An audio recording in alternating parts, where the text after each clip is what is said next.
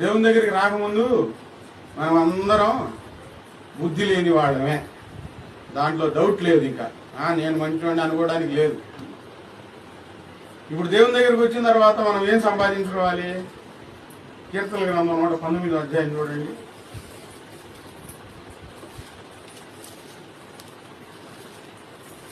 కీర్తనల గ్రంథం 119 అధ్యాయము 73వ వచనం. నీ చేతులు నన్ను నిర్మించి నాకు రూపు ఏర్పరచెను, నేను నీ ఆజ్ఞలు నేర్చుకున్నట్లు నాకు బుద్ధి దయచేయము. దావీదు ప్రార్థన చేసుకున్నాడండి. దేవుని ఆజ్ఞలు పాటించాలంటే బుద్ధి కావాలి. అయ్యా, నేను నీ ఆజ్ఞలు నేర్చుకున్నట్లు నాకు బుద్ధి దయచేయి.